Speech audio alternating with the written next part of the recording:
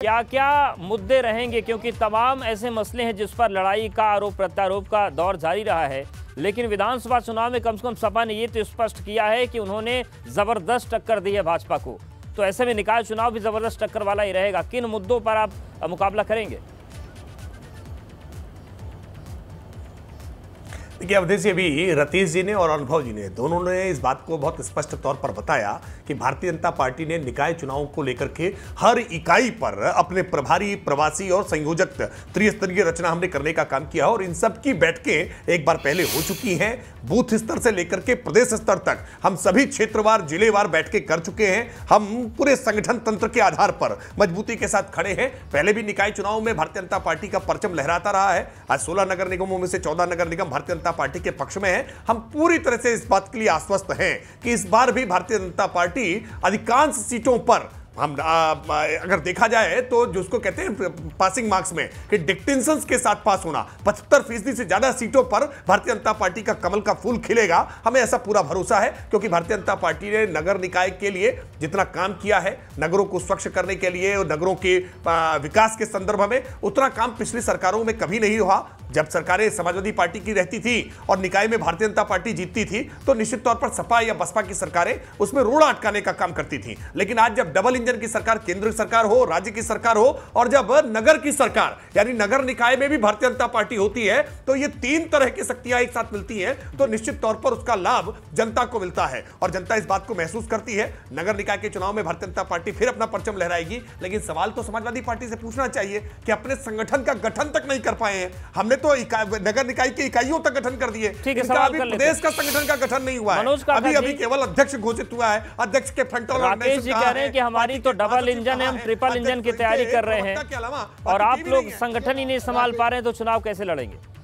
देखिए राकेश जी ने मैंने जो बुनियादी सवाल पूछा उसका जवाब देने से भाग गए। हालांकि व्हाट्सएप यूनिवर्सिटी से ज्यादा ज्ञानवर्धन नहीं करते हैं, कुछ पढ़े लिखे साथी हैं। इनसे मैंने पूछा कि एक विश्वविद्यालय का कुलपति 1,41,00,000 रुपए घूस लेता है, उसका जवाब योगी आदित्यनाथ जी देंगे, डबल इंजन की सरकार देगी, नरेंद्र मोदी जी देंगे।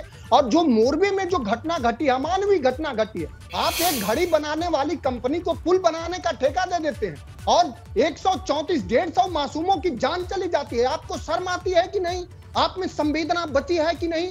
और उसके अलावा लोगों का इलाज करने के अलावा जो तस्वीरें आ रही हैं कि अस्पतालों का अवधेश जी रंगरोगन किया जाता है। जब अवधेश जैसा विद्वान पत्रकार अपने गांव में जाता है तो डबल इंजन की सरकार सड़क नहीं बनाती है, पगडंडियों पर जाके चलना पड़ता है।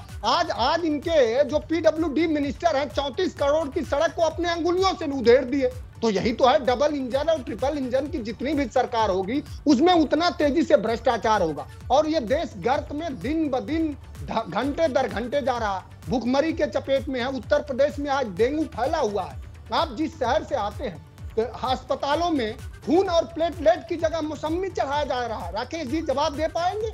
आज चौपन जानते हैं, सोनभद्र में चौपन जानते हैं, एक माँ ने रोड पर प्रसव पीड़ा हो, इसको प्रसव हुआ, इसका जवाब आप दे पाएंगे? राकेश जवाब ले लेते हैं क्योंकि ये तमाम ऐसे मुद्दे हैं जिस वक्त गूंज रहे हैं। पाएंगे आप इन विषयों का जवाब दे पाएंगे? उत्तर प्रदेश में लोगों को इलाज कब मिलेगा? सड़कें कब अच्छी बनेंगी? एक एक करके सवालों का जवाब आप जवाब दे दीजिए। एक एक करके सवालों का जवाब देता हूं। देखिए, क्या आपने सवाल उठाने जब शुरू किए ना तो आप सवाल उठाते उठाते गुजरात पहुंच गए जहां पर आपका कोई आधार नहीं है। गुजरात पहुंच गए जहां तक की यात्रा आपके लिए मुश्किल है। अरे उत्तर प्रदेश में आप गोला का एक विषय नहीं उठा पाए कि गोला के उपचुनाव पर कोई एक विषय उठा पाते। आप नगर निकायों के संदर्भ में कोई सवाल नहीं उठा पाए। आप अगर आज ये कह रहे हैं कि आज की स्वास्थ्य सेवाएं अगर लाचार है तो याद करके बताइए ना कि आपके शासनकाल में जापानी इंसेफेलाइटिस से हजारों बच्चे हर साल कवलित होते थे, लेकिन कभी आपके कानों पर जू नहीं रखता था। अब आप सवाल पूछेंगे उसके बाद लगातार बोलेंगे ताकि सवाल का जवाब ना आने पाए। भाई आपने सवाल मनोज जी जवाब ले लेते हैं, उसके बाद थोड़ा रुक करके मनोज जी जवाब ले लेते हैं। राकेश जी सवाल उन्होंने सीधा उठाया कि प्रयागराज का प्रशासन तय ही नहीं कर पा रहा है कि वो प्लेटलेट था कि मौसमी था। पहले एक बार डीएम साहब कहते हैं कि मौसमी था, फिर कहते हैं प्लेटलेट था, फिर मौसमी हो जाता है, समझ नहीं आ रहा है। ऐसे इलाज होगा क्या? और ये निकाय का मसला ही है। राकेश जी, मनोज जी जवाब ले लेते इनसे पूछिए निकायों में देखिए, क्या मैं एक बात सड़कें बहुत सुंदर हो स्पष्ट गई तौर हैं। पे, अवधेश जी बहुत अभी स्पष्ट तौर पर लखनऊ- मनोज जी जवाब ले लेते हैं, लखनऊ किसी लेते हैं पूरा के क्योंकि हालात है, अब, आप जानते सुन हैं। लीजिए, इलाहाबाद के सड़कों की कितनी बर्बर हालात है। पूरा मनोज जी बनारस भूल जाते हैं कई बार। प्रधानमंत्री मनोज जी नरेंद्र जवाब ले भूल लेते हैं, जाते हैं, राकेश वो जवाब टीवी देना डिबेट चाह रहे हैं है। आपका। राकेश मनोज जी जी को लगता है कि पार्टी का मंच सजा है और लगातार हल्ला बोलते रहना है। नहीं, मनोज जी कई बार भ्रम में आ जाते हैं। उनको लगता है पार्टी का मंच है, हल्ला बोलते रहना लगातार, क्योंकि जनता इनकी आवाज तो सुनती नहीं है। जनता इनकी बात सुनती तो है नहीं, इसलिए इनको बात सुनानी भी नहीं है, लगातार बोलते रहना है। अब थोड़ा सा सुनिए मनोज जी, आप तो बहुत संजीदा व्यक्ति है, थोड़ा सा सुनिए। आप और समाजवादियों की तरह नहीं है, थोड़ा सा सुन लीजिए। आप सीनियर व्यक्ति हैं, अब तो सीनियर व्यक्ति हो गए भाई। अब तो आपसे बचकानेपन की उम्मीद नहीं है। आप तो सवाल पूछते हैं तो जिम्मेदारी से सुनना चाहिए। उस सवाल के जवाब में कुछ खामी होगी तो फिर आप टोकिएगा, फिर आप बताइएगा। मैं एक बात सर्टिफिकेट आपसे नहीं चाहता हूँ, आपसे मैं सवालों का जवाब चाहता हूँ। उत्तर प्रदेश में ठीक है, राकेश जवाब दे रहे हैं, मनोज जी राकेश जवाब दे रहे हैं, कह रहा हूं आप सीनियर व्यक्ति हैं, तो आपसे इसकी अपेक्षा है कि आप कम से कम सुन तो लें। सुरक्षित का बोगी, माताओं बहनों की देखिए, ये जवाब सुनना नहीं होगी भाई, ये जवाब सुनना, ये लगातार चाहते हैं रनिंग कमेंट्री करना। कैसे होगा? ये हल्ला बोल समाजवादी पार्टी का मंच मान लेते हैं भाई। इनको बताइए, एबीपी गंगा की डिबेट है ये समाजवादी पार्टी का मंच नहीं है जहां पर हल्ला बोल। अरे भाई, हल्ला बोल करना बंद करिए। सवाल पूछा, जवाब सुनिए। अब जवाब सुनिए ना, अब जवाब दे रहा हूं। अरे भाई सुनिए ना, जवाब तो सुनना नहीं चाहते। हाँ, जवाब दे रहा हूं। देखिए, आप जब समाजवादी पार्टी सत्ता में रही थे, उत्तर प्रदेश में 16 मेडिकल कॉलेज थे, 59 मेडिकल कॉलेज क्रियाशील किए हैं। ये भारतीय जनता पार्टी योगी आदित्यनाथ सरकार की सफलता है।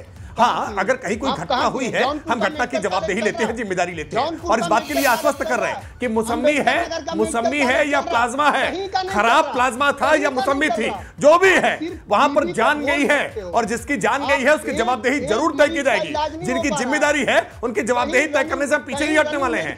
जापानी इंसेफेलाइटिस से हजारों बच्चे पूर्वांचल के अलग अलग जिलों के, चाहे सिद्धार्थनगर हो, चाहे संत कबीर नगर हो, चाहे महाराजगंज हो, चाहे देवरिया हो, हजारों बच्चे मर जाते थे। लेकिन बच्चों के मरने पर आपकी आंखों से आंसू नहीं आते थे, आपके कान पे जू नहीं रेंगती थी उनकी किलकारियों से। लेकिन भारतीय जनता पार्टी की सरकार बनने का मतलब होता है कि आज हमने पूरे पूर्वांचल को आज जापानी इंसेफेलाइटिस से मुक्त करने का काम किया है। उत्तर प्रदेश की स्वास्थ्य सेवाएं जो बदहाल करके आप गए थे ना, उसको हम पटरी पर लेकर के आए हैं। और इसलिए आज आप ये सवाल उठा रहे हैं कि मौसमी का जूस था या प्लाज्मा था, वरना आपके समय में तो प्लाज्मा और मौसमी का जूस, ये दोनों ही चीजें नहीं मिल सकती थी। आपके समय में तो मौसमी का जूस भी नहीं मिलता। मौसमी का जूस उसको चढ़ाया गया अगर है तो निश्चित तौर पर कार्रवाई होगी। लेकिन ये सारी बातें अभी जांच के दायरे में है, और इंतजार करिए जांच के बाद जो भी लोग जिम्मेदार हैं, क्योंकि वहां जान गई है, और जान जाने पर हम संवेदना वाले लोग हैं, हम लोगों की संवेदनाएं प्रभावित होती हैं। हम समाजवादी पार्टी की तरह हर मुद्दे पर राजनीति नहीं करते हैं, और कम से कम लाशों पर राजनीति करके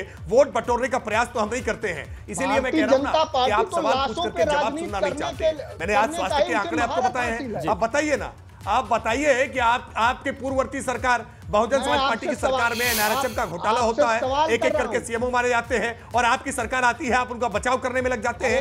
मुकेश श्रीवास्तव जैसे एनआरएचएम घोटाले के आरोपी को अपनी पार्टी से टिकट देकर के चुनाव लड़ाते हैं। स्वास्थ्य के मसले को लेकर के आपने कितने गैर जिम्मेदारापन रखा है, कितनी लापरवाही और घटनाओं का जिक्र करने लगूंगा ना।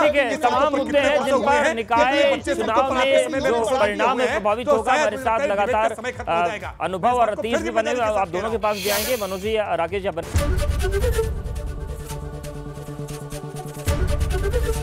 एबीपी गंगा, खबर आपकी, जुबान आपकी।